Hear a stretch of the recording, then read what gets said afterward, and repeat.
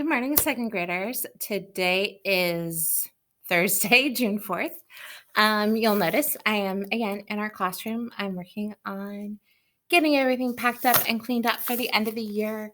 But I wanted to take some time today to share another book with you. This one is called The Invisible Web. And so it's actually by the same author that wrote The Invisible String that we read a couple weeks ago. So I was looking online and found this book and figured I'd buy it and see what it was about. And I really like the story, and I think you will too. So this is called The Invisible Web. The very best news ever has begun to spread all over the world. One heart at a time, shout it from the mountaintops. Every single one of us is connected to those we love by invisible strings, which we already knew. That means Giovanna and her daddy are always together, even though he moved to a new house. Omar can feel the tugs of love from his parents, even though he is living far away at school. Mr. Chang still feels Mrs. Chang close by, even though she died such a very long time ago. And you, at this very moment, may feel the string of someone close to you, even though they aren't there. You can't see it, but it's real. Our strings reach to everyone we know. They travel far and wide to families and friends, classmates and coaches, to bus drivers and babysitters, neighbors and pets, aunts and uncles and grandparents and grandchildren, and countless other people. And all those people have hundreds of strings. Soaring high over rocky peaks and across the seven seas, deep into jungles and valleys, and winding through the busiest of cities, all these strings crisscross one another and create a nest that covers the planet, interlacing us together, cradling us forever, the invisible web. And look at all of those. I really, really like the pictures in this story.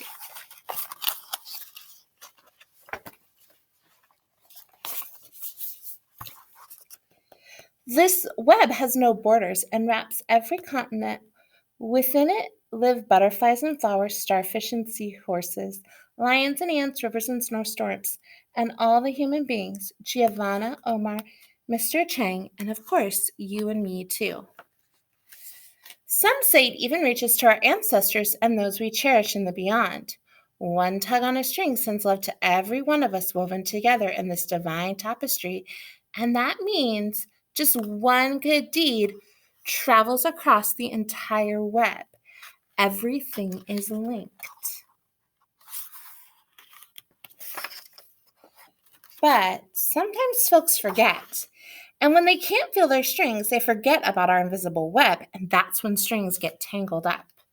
Like when lonely Louisa isn't invited to sit with anyone at her school at lunchtime, or when Stefano thinks his friend Marcus wasn't, or when sad Stefano wishes his friend Marcus wasn't so bossy when they played, or when Mrs. Petal struggles at work without help and she just wants to quit.